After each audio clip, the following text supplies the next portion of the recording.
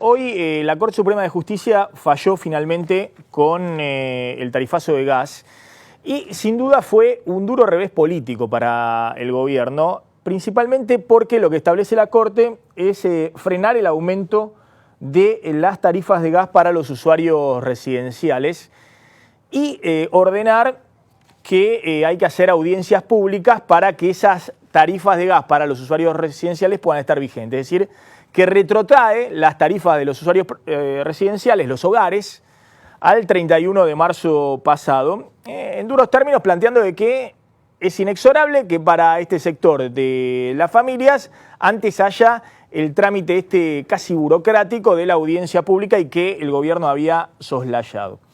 Sin embargo, desde el punto de vista económico, ahora vamos a discutir porque me parece que ante la exageración del gobierno de que si la Corte le fallaba en contra había poco menos que una debacle económica, la hiperinflación y demás, el impacto económico de la Corte al circunscribirlo a los hogares, a las familias, en el caso de las tarifas de gas es muy acotado. Y de alguna manera, lo que es un duro revés político, que muestra también la independencia de la Corte Suprema de Justicia, fallando por unanimidad en contra de lo que era el deseo del gobierno, desde el punto de vista económico le abre una puerta al gobierno para salir de este embrollo de las tarifas. A ver, rápidamente, frena el aumento de las tarifas de gas para los usuarios residenciales, decíamos, el primer punto del fallo de la Corte. En segundo lugar, establece retrotraer las tarifas al valor original, esto es, previo a los aumentos. Ahora vamos a discutir qué hacemos con las facturas. Hay un 80%, 78% de los usuarios de gas que pagaron facturas con aumento. Esto es fundamentalmente en mayo y junio, porque después se frenó por la justicia y se dejó de facturar. Pero hay un par de meses donde hay una mayoría de los usuarios de gas que pagaron las facturas con aumento. Bueno, ¿qué va a pasar?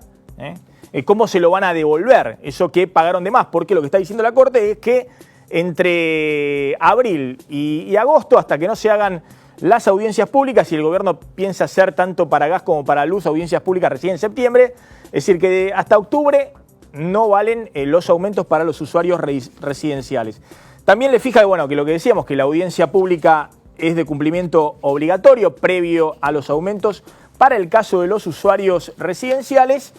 Declara la nulidad de todas las resoluciones, pero claro, había cierto temor porque los fallos de distintas instancias judiciales, al declarar nulas o al dar lugar a los amparos contra las resoluciones del gobierno, habían dado de baja también la tarifa social. Y la Corte Suprema de Justicia dice que se mantiene la tarifa social, que el gobierno debe velar porque la facturación en todos estos meses, para los que estaban en condiciones de acceder a la tarifa social, sea con la tarifa social, y para el resto sin aumentos.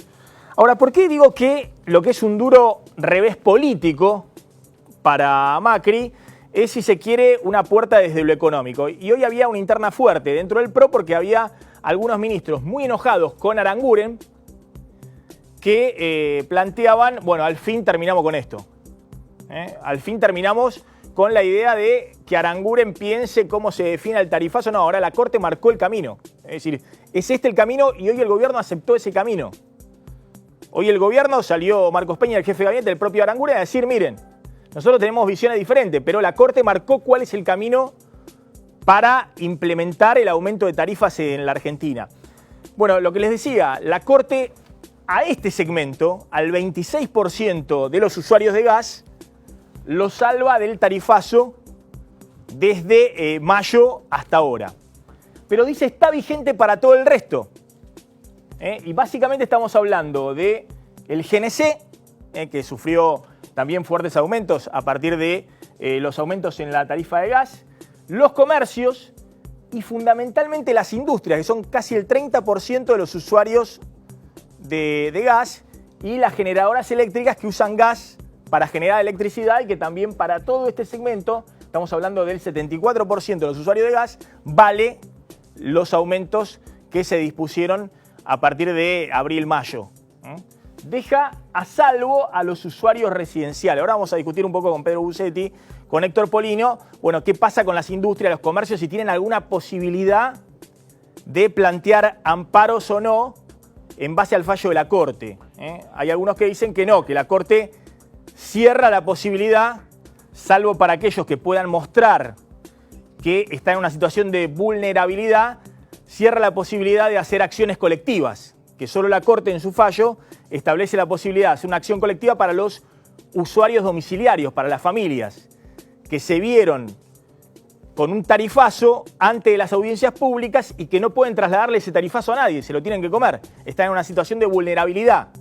Pero la Corte sienta también jurisprudencia y habla de un fallo anterior donde, hoy interpretada en el gobierno, le cierra la puerta a empresas grandes sin duda, a otras empresas tal vez medianas, a comercios para que hagan amparos en base al fallo de la Corte, con la idea de que no pueden aducir vulnerabilidad o que en última instancia no pueden hacer una acción colectiva, es decir, no puede entrar una cámara comercial o una cámara industrial a pretender que se les dé los mismos beneficios que han tenido los usuarios residenciales.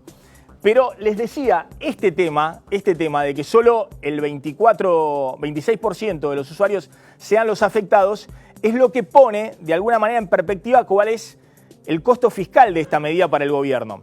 El gobierno pensaba que en el peor escenario, si la Corte daba marcha atrás total con el fallo que hoy emitió y establecía que no valían los aumentos para nadie entre abril y el día de hoy, en el gobierno calculaban que eso significaba un costo adicional en subsidios de 10.000 millones de pesos.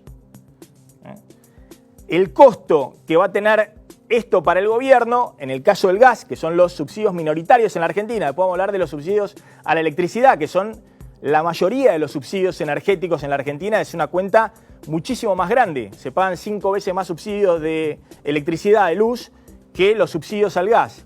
Pero la cuenta que hoy hacían era que a lo sumo el costo para el gobierno van a ser 5.000 millones de pesos, es decir, la mitad. ¿Por qué no el 25%, el 26%? Bueno, porque los usuarios residenciales consumen en invierno más gas que esto que es un promedio al año.